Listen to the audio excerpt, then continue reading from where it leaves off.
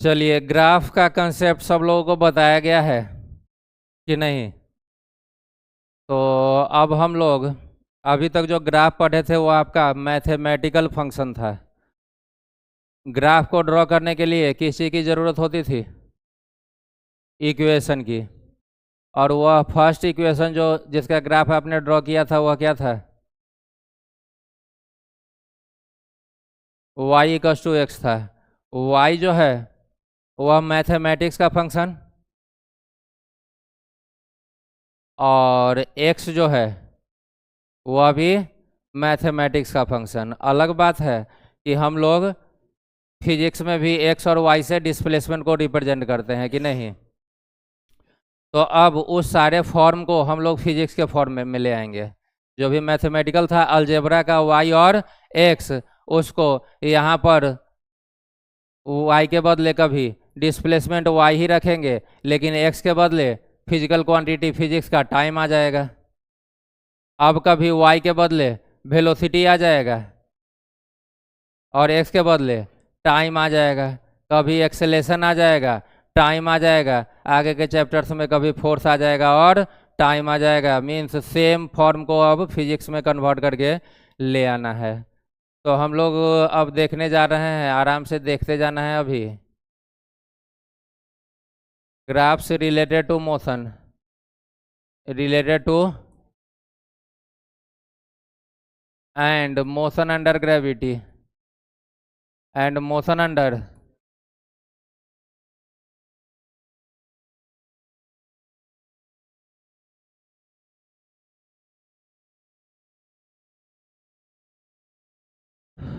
और हम लोग दो टाइप का ग्राफ ड्रॉ करेंगे। अपना फर्स्ट ग्राफ जो होगा वह होगा वेलोसिटी वर्सेस टाइम। क्या होगा? और सेकेंड जो हम ड्रॉ करेंगे वह रहेगा डिस्प्लेसमेंट वर्सेस टाइम। क्या ड्रॉ करेंगे? Displacement versus time graph draw करेंगे। पहला केस जिसका हम ग्राफ ड्रॉ करेंगे वह है फॉर यूनिफॉर्म मोशन। फॉर किसी भी पार्टिकल का मोशन क्या है? यूनिफॉर्म है। तो उसके वेलोसिटी का टाइम के साथ क्या वेरिएशन है, जिसको आप बोलते हैं वेलोसिटी वर्सेस टाइम ग्राफ। और यूनिफॉर्म मोशन के लिए ही अब वेलोसिटी का टाइम के साथ वेरिएशन नहीं, डिस्प्लेसमेंट का टाइम के साथ वेरिएशन कैसा होगा यह अपने को देखना है। ठीक है क्या? तो देखने से पहले एक आध छोटा छोटा बात बता दीजिए जरा।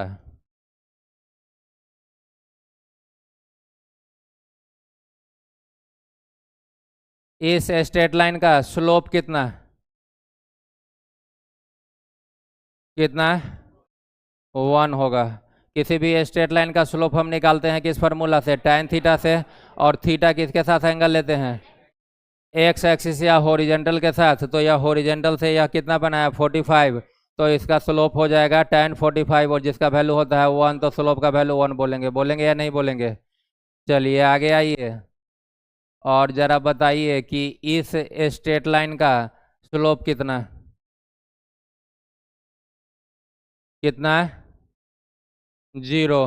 यह स्ट्रेट लाइन एक्स एक्सिस के साथ कितना एंगल बना रहा है? 0। वह एक्स एक्सिस का क्या है? पैरेलल है। और दो पैरेलल लाइन के बीच का एंगल 0। तो जब इसका स्लोप निकालिएगा तो tan कितना डिग्री?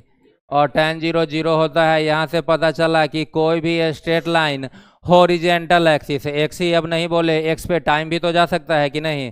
तो कोई भी ग्राफ क्या हो जाए हॉरिजेंटल एक्सिस के पैरेलल हो जाए तो उसका स्लोप हमेशा 0 होगा। उसका स्लोप हमेशा होगा या नहीं होगा? याद रखिएगा, बाद में भी यह काम देगा मैक्सिमा और मिनिमा के कंसेप्ट में। ठीक है, अभी चूंकि हम अपना मैक्सिमा या मिनिमा से पाला नहीं पड़ा है इसलिए उस कंसेप्ट को नहीं बताए हैं। कई बार डिफरेंशिएशन के साथ ही बता दिया जाता है, तो वह जानबूझ करके अभी छुपा के रखा हुआ है कि आप डिफरेंशिएशन को, स्लोप को अच्छे से समझ लीजिए और फिर जब ज़रूरत होगी मैक्सिमा मिनिमा का उस समय आपका इस कंसेप्ट का यूज होगा कि कोई भी ग्राफ हॉरिजॉन्टल एक्सिस के पैरेलल हो जाए उसका स्लोप ऑलवेज। इसकी ज़रूरत तो पड़ेगी नहीं, लेकिन फिर भी जान लीजिए यदि यह ग्राफ हॉरिजॉन्टल के पैरेलल ना होकर के तो इसका स्लोप आएगा कितना आएगा? इन्फिनिटी, क्योंकि किसी भी स्ट्रेट लाइन का स्लोप हम निकालते हैं tan थीटा फार्मूला का यूज करके, और थीटा हमेशा किसके साथ एंगल लेते हैं? हॉरिजेंटल के साथ। तो यह स्ट्रेट लाइन हॉरिजेंटल के साथ कितना एंगल बनाया? 90 बनाया, और tan 90 होता है इन्फिनिटी। इसका मतलब हॉरिजेंटल के पैरेलल है लाइन तब तो स्लोप 0, और वर्टिकल के पैरेलल हो जाए कोई भी लाइन, सबका स्लोप क्या हो जाएगा? इन्फिनिटी। हॉरिजेंटल के पैरेलल जितना भी लाइन है पॉसिबल, सबका स्लोप क्या होगा? 0 होगा। होगा या नहीं होगा? क्लियर है? ध्यान रहेगा ना? कुछ नोट करने की जरूरत नहीं है। चलिए दो चार बात, दो चार नहीं, एक दो बात और जानते हैं।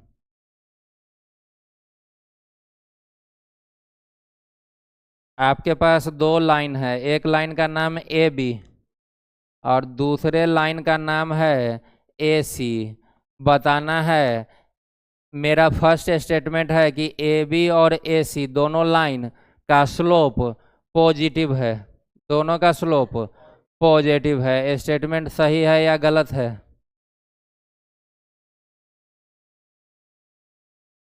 जब आप इस ग्राफ ए बी वाले स्ट्रेट लाइन का स्लोप निकालेंगे तो फॉर्मूला तो यूज कीजिएगा tan थीटा, क्योंकि किसी भी स्ट्रेट लाइन का स्लोप हमेशा होता है tan थीटा। और इस लाइन का एंगल जो थीटा है वो हमेशा किसके साथ? हॉरिजेंटल के साथ। किसके साथ? हॉरिजेंटल के साथ, या पॉजिटिव एक्स एक्सिस के साथ। किसके साथ? तो यह जब एंगल आप देखिएगा जो भी हो थीटा, उसका वैल्यू नहीं दिया है, लेकिन आपको यह जरूर दिख रहा होगा कि यह थीटा 90 डिग्री से कम है, और 90 से कम में आप लिखते हो ऑल पॉजिटिव। 90 से कम में आप क्या लिखते हो?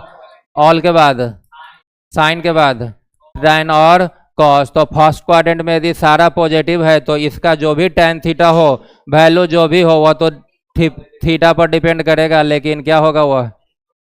इसका मतलब ए बी के लिए स्लोप क्या आना चाहिए? आना चाहिए या नहीं आना चाहिए? अब यदि हम ए सी लाइन के स्लोप की बात करें तो इसका भी स्लोप स्ट्रेट लाइन है तो किस फॉर्मूला से? tan theta. और थीटा किसके साथ एंगल? पॉजिटिव एक्स एक्सिस के साथ। तो पॉजिटिव के साथ जो इसका एंगल होगा, यह वाला एंगल फर्स्ट क्वाड्रेंट का या सेकेंड क्वाड्रेंट का? Second quadrant. 90 से क्या है? ज्यादा है, और 180 से क्या है? कम है। तो किस क्वाड्रेंट का? सेकेंड। और सेकेंड में पॉजिटिव कौन होता है? साइन। और इसका रेसिप्रोकल क्या होगा? कॉसेक। तो साइन पॉजिटिव होगा। सेकेंड क्वाड्रेंट मतलब कहां से कहां? 90 से 180 तक। तो साइन भी पॉजिटिव रहेगा और कॉसेक भी। स्लोप जो होता है वह साइन थीटा होता है क्या? कॉसेक होता है क्या? नहीं होता है। तो साइन और कॉसेक छोड़ करके बाकी सब निगेटिव। तो tan थीटा भी इस एंगल के लिए निगेटिव, और tan थीटा को ही तो स्लोप बोलते हैं। tan थीटा निगेटिव तो स्लोप भी। तो जिनका भी यह आंसर था मैक्सिमम बच्चा का सही था कि ए बी का स्लोप क्या होगा और ए सी का स्लोप क्या होगा। होगा या नहीं होगा? आइए इसी बात को थोड़ा अलग तरीके से, अभी तो आपका ग्राफ कहाँ से पास कर रहा था? ओरिजिन से। कहाँ से पास कर रहा था? इस ग्राफ का स्लोप पॉजिटिव या निगेटिव?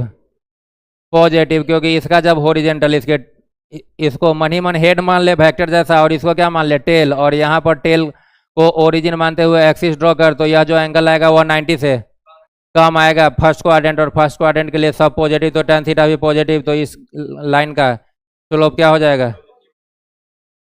इस स्ट्रेट लाइन का स्लोप, क्योंकि जब इसको थोड़ा पीछे मिलाइएगा, चाहे यहीं पे एक्सिस ड्रॉ कर लीजिए ना, तो यह एंगल क्या होगा? 90 से ज़्यादा होगा, तो उसका स्लोप क्या होगा? तो पॉजिटिव और नेगेटिव स्लोप पहचाना सीखे या नहीं सीखे?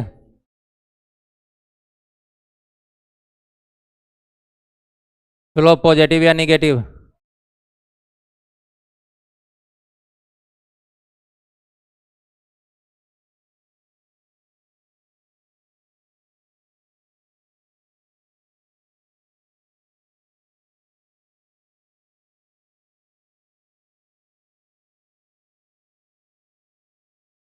Negative slope.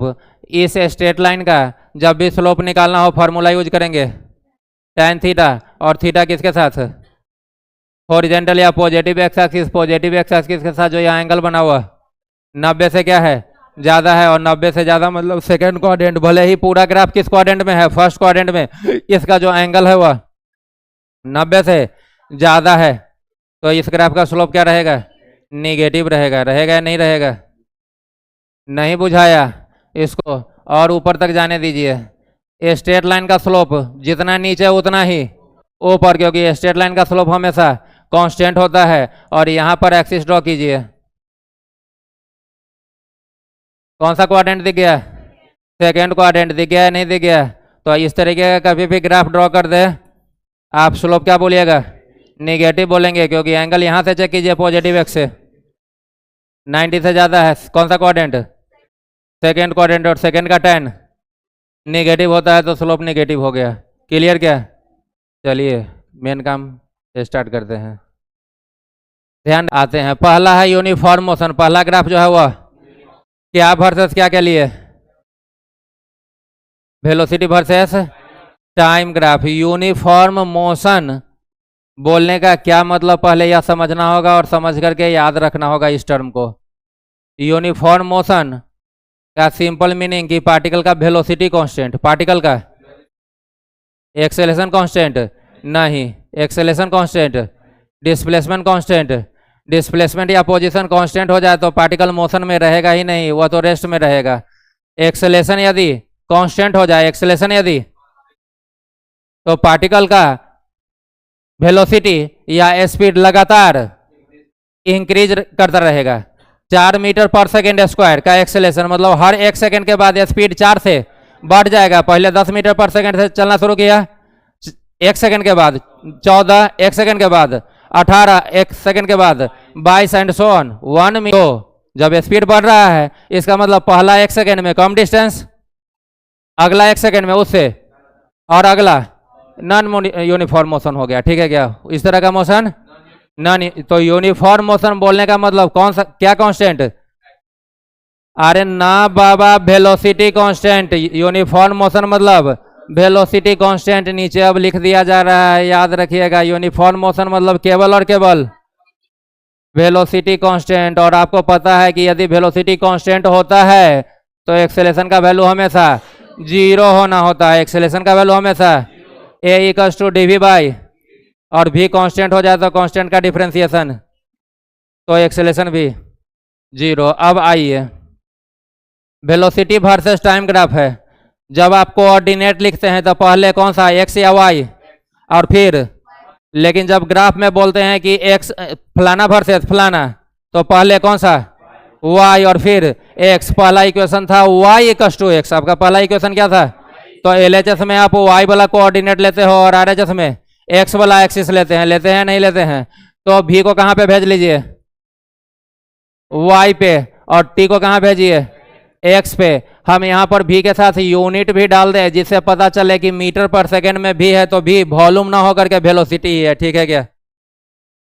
t के साथ सेकेंड डाल ले।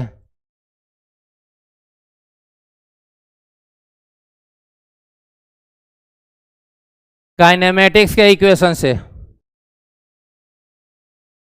यदि हम वेलोसिटी और टाइम को रिलेट करें तो कौन सा इक्वेशन है जो v और t को रिलेट करता है? First equation v equals to, लिख लीजिए equation, v equals to u plus A T, कि नहीं? v के बदले v, u के बदले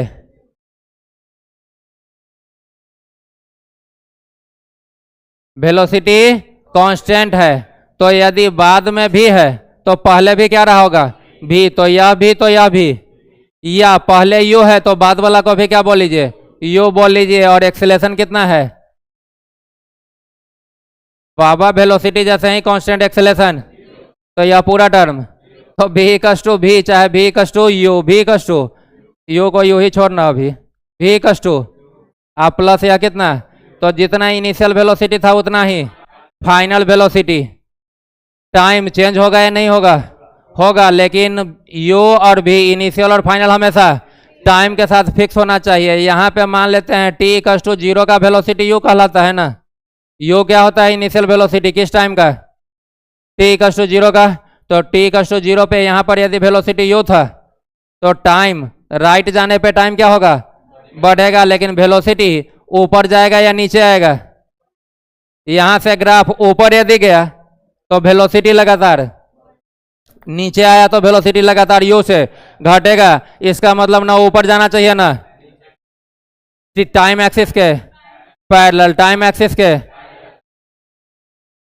ठीक है, सुनते जाइए आराम से। क्या वर्सेस क्या ग्राफ?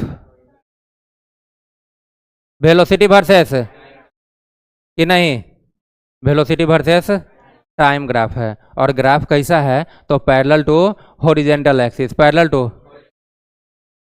तो इस ग्राफ का स्लोप कितना है?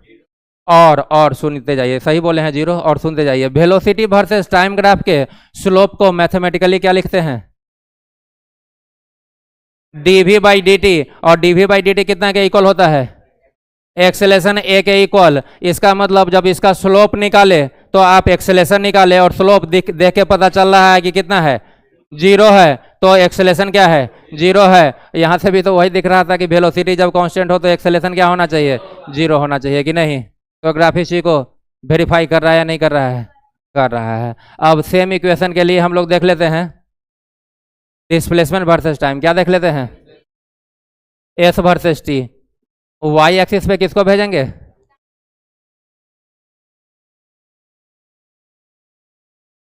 क्या कर ले यहाँ पर साथ? हाँ, यूनिट यूज कर लीजिए ताकि पता चले कि एस जो है वह स्पीड या अदर फिजिकल क्वांटिटी के लिए नहीं, डिस्टेंस डिस्प्लेसमेंट के लिए है। यहाँ पे टाइम। तो अब जब displacement versus time graph draw करना है, क्या ड्रॉ करना है? तो रिलेशन किसके किसके बीच लिख लें? एस और टी। काइनेमेटिक्स इक्वेशन से जरा बताइए। Second equation S equals to half A T square. या मोशन अंडर ग्रेविटी अभी नहीं ले रहे हैं तो हाफ। मोशन तो भाई आपका कैसा है? तो ए का वैल्यू तो एस इक्वल्स टू क्यों? तो सिंस ए इक्वल्स टू। समझ में आई बात? अब जरा चलिए, अभी आपको पता नहीं चल रहा होगा कि एस इक्वल्स टू यूटी का ग्राफ किस शेप का होना चाहिए कि नहीं, क्योंकि यह तो फिजिक्स का फंक्शन है। तो इसको जो पुराना पढ़ाए थे मैथमेटिकल ग्राफ में कन्वर्ट कीजिए। वाई यह एस के सामने सामने कौन सा एक्सिस? एस किस एक्सिस पे है? तो एस के सामने सामने क्या लिख लीजिए? वाई इक्वल के बदले टी। एक्स पे है तो क्या लिखिए? इनिशियल वेलोसिटी यू जो भी होगा किसी पार्टिकल का, वह कांस्टेंट होगा या वेरिएबल होगा? उस कांस्टेंट को क्या बोल लीजिए? के बोल लीजिए, चाहे एम बोल सकते हैं, के भी बोल लीजिए या एम भी बोल लीजिए। हम यदि के बोले तो Y equal to K x किस फॉर्म का था भाई ग्राफ?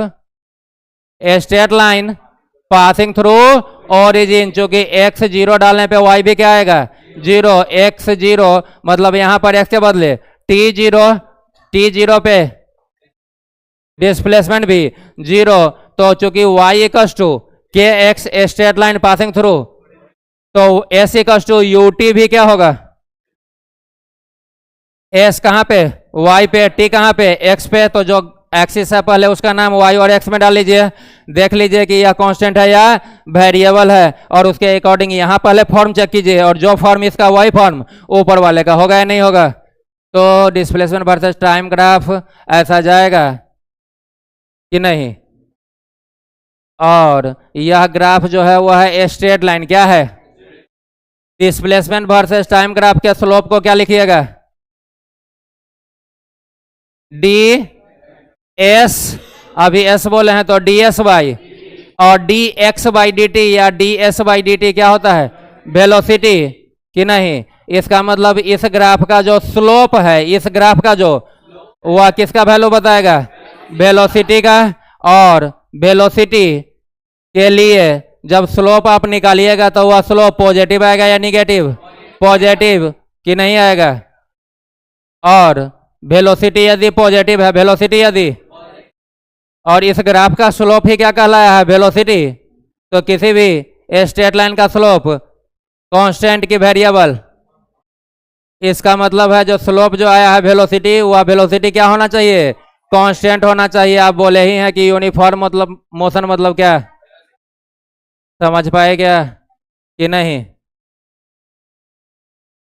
इसका मतलब जरा दिमाग लगा के बता कि ये हम कर दे वेलोसिटी, यहाँ पर कर दे, क्या कर दे, और यहाँ पर टाइम कर दे, और ग्राफ ऐसा ही कर दे, तो उसके लिए क्या कांस्टेंट, एक्सेलेरेशन, क्योंकि वेलोसिटी वर्सेस टाइम ग्राफ यदि स्ट्रेट लाइन है तो स्ट्रेट लाइन का स्लोप कांस्टेंट और वेलोसिटी वर्सेस टाइम ग्राफ के स्लोप को तो हम लोग क्या बोलते हैं, एक्सेलेरेशन। तो कांस्टेंट एक्सेलेरेशन आगे करेंगे तो उसके लिए वैसा ग्राफ आएगा।